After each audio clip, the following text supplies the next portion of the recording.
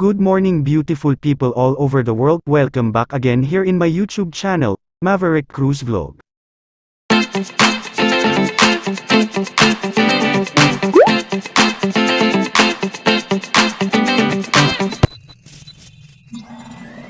Pero bago tayo magpatuloy, kung bago ka pa lang dito sa aking YouTube channel at kung nagustuhan mo ang video na ito ay huwag kalimutan mag-like, share, comment, and subscribe, at pindutin na din ang bell button para updated ka sa aking next video upload.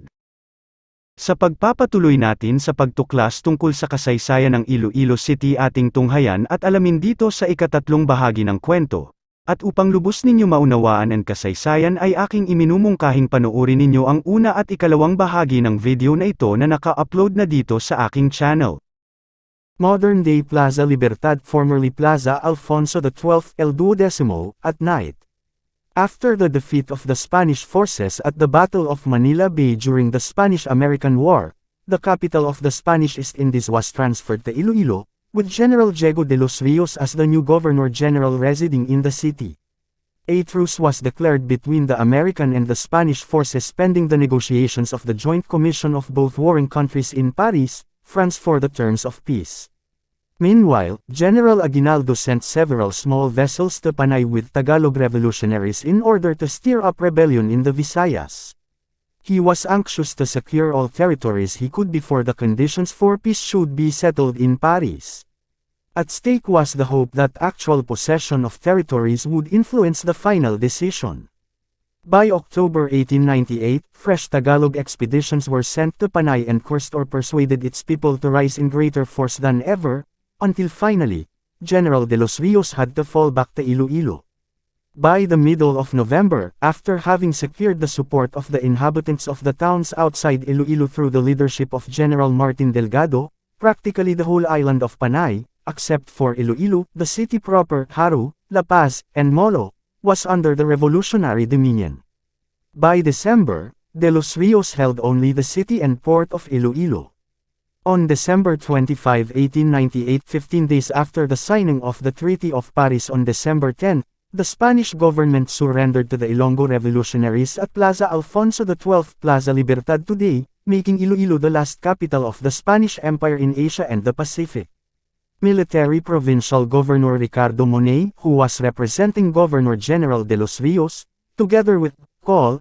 Agustin Soli, formally handed over Plaza Alfonso XII to Delgado, who represented Emilio Aguinaldo, president of the newly established Philippine Republic, in Iloilo. Delgado was named provincial governor afterwards.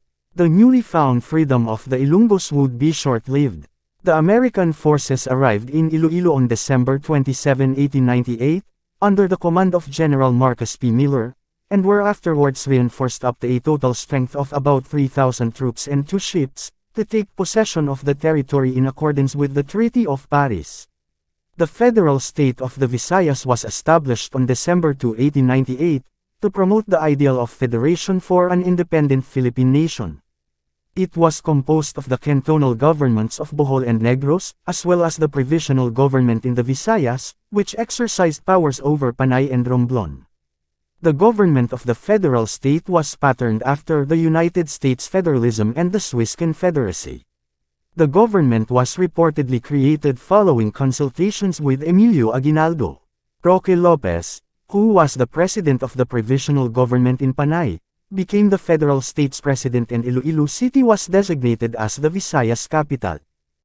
Filipino-American War. After the Spanish forces left the city, the revolutionary forces made a formal entry amidst music and banners.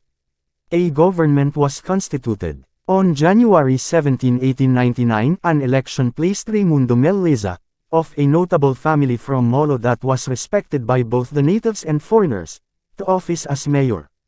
However, the influence of the new regime established by the government of Aguinaldo did not have effective extent far beyond a day's march from the capital.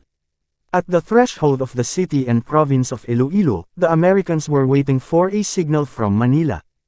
2 more ships supplemented the U.S. forces, even though no clashes with the revolutionaries took place after the Spaniards abandoned the city. Miller expressed demands for the surrender of Iloilo but no gun was fired. The Americans were waiting for the right moment, for it was not until February 6, 1899, that the American Senate ratified the Treaty of Paris. On February 4, hostilities broke out between Aguinaldo's forces and the Americans in Luzon. Emissaries brought Aguinaldo's message to the Ilonggos to hold the city against the enemies. The demand for surrender was renewed by Miller, on February 7, upon receipt of orders from Manila, with the threat to bombard Iloilo by the 12th day of the month if no surrender would take place. Delgado, who accepted the position of governor of the province of Iloilo from 1901 to 1904, under the American flag. He was, at that time, the highest-paid governor in the whole archipelago, receiving $3,000 gold annually. Local government was established in some towns of Iloilo by April 11, 1901. Jose Maria Gay was appointed alcalde, Matias Habirnes was tenant alcalde of Iloilo, Jose Yusay was president of Molo, Pablo Borromeo was president of Arevalo, Ruperto Montinola was the lone representative of Haro, but was not its president. Maduriao's president was Emigdio Mesa. Emilio Magbanua was appointed its police delegate. It was observed by Juan de Leon, judge of the Court of First Instance, that there existed a rivalry between the pueblos of Iloilo, Haro and Molo, which are adjacent to and are only half an hour travel by carriage from each other. Besides, Molo and Haro are residential pueblos, and Iloilo was the business town for both. It was also recommended that Arevalo be joined to Molo, and La Paz to Haro. The aggregate population of these territories was at 100,000 in 1901. Presidents and other representatives were also appointed for the towns of Alimujan, Maigao, Haniway, Mina, Oton, Pasig, Gimbal, Pototan, San Joaquin, Santa Barbara, San Miguel, Pavia, Sara, Nag-Aba currently known as Nueva Valencia, San Enrique, Lambunaw, Cordoba, a barangay of Tigbawan today Cabatuan, Leganes, Tigbawan, Banate, Buena Vista, Navalas, Tubungan, Junas, Mandurriao, Maasin, Lucena, and Leon. Other formerly existing ones, like Anilao and Barotac Viejo, were fused with other towns. As the aftermath of the Revolution and the Filipino-American War, it was clear to all the most sober-minded and best-educated Ilonggos that Aguinaldo's government was a failure in Panay at least. Visayans of position, with property interests at stake, were convinced that absolute independence without any control or protection from some established political power was premature and doomed to disaster. The Visayan grudge against the Tagalog predominance was also a factor that contributed to the failure of Aguinaldo's government. But the aggravating factor was the dictatorial air and brutal conduct of the Tagalog troops, which destroyed the theory of fraternal unity. Ananias Diokno, the Tagalog contingent's leader known for severity in his Capiz and Iloilo campaigns, left a lasting non-commendable remembrance in the history of Panay. In 1900, no Americans reverted the city's status into a township. By virtue of Act No. 719 of 1903, the municipalities of Haro, La Paz, Mandurriao, and Molo were incorporated into the municipality of Iloilo. Pavia was also incorporated into Iloilo from Santa Barbara by virtue of Act No. 1333 April 19, 1905. Later, Executive Order No. 64 December 24, 1907 separated Pavia and Haro from Iloilo and constituted them as the municipality of Haro with effect on February 15, 1908. La Paz was re-established as a separate municipality in 1920 by virtue of Executive Order No. 70 signed on October 11, 1919. The Americans initiated the construction of the Baluarte and Arroyo streets, the extension of Delgado Street to Valeria and from Fuentes and Halandoni streets up to the present-day UP in the Visayas. Quezon and Mabini streets were asphalted while their sidewalks were also constructed. More significant was the installation of street lights all throughout the city in 1921. In 1926, the widening of important streets, like General Luna, J. M. Basa and Ledesma, was started. In 1927, an improved street, Valeria Ledesma, formerly known as Whaler, was inaugurated David 1937. During the American colonial regime that time in the Philippine Islands, the Americans brought with them their Protestant faith. A committee agreement was made in 1898 that the Philippine Islands would be divided into different Protestant denominations for missionary works to avoid future conflicts. Iloilo is one of the first favored places in the country where the early Protestant sects came because of the city's economic prominence and importance next to Manila during such time.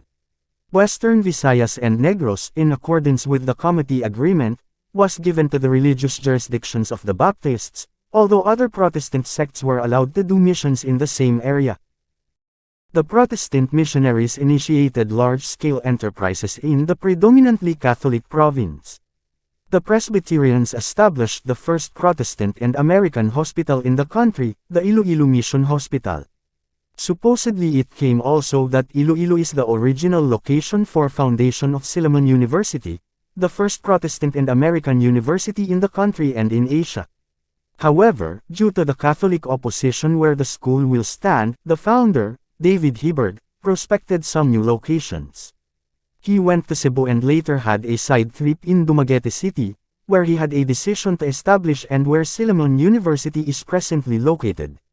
Baptists on the other hand, established institutions like Central Philippine University in 1905, as the first Baptist founded and second American university in Asia, the Haro Evangelical Church, the first Baptist church in the Philippines, and the Convention of Philippine Baptist Churches, the oldest Baptist organizational body in the Philippines. Later, the Seventh-day Adventists established the Haro Adventist Center, the first organized Seventh-day Adventist church outside Manila. Central Philippine University was established through a grant given by the then richest American industrialist and oil magnate John D. Rockefeller. Central Philippine University pioneered the work-study program in the country, which was later patterned and followed by other institutions, and has also established the first and oldest student governing body in Southeast Asia modeled on the American civil government, the Central Philippine University Republic in 1906 after the Haro Industrial School, CPU's forerunner, was established. Thank you for watching to all beautiful and amazing people all over the world. See you again to my next video upload. If you are new here in my channel, please don't forget to click like, comment, share, and subscribe to my YouTube channel, and don't forget to click notification bell all for more updates. I'm Maverick Cruz, saying, I love you all of you beautiful and amazing people.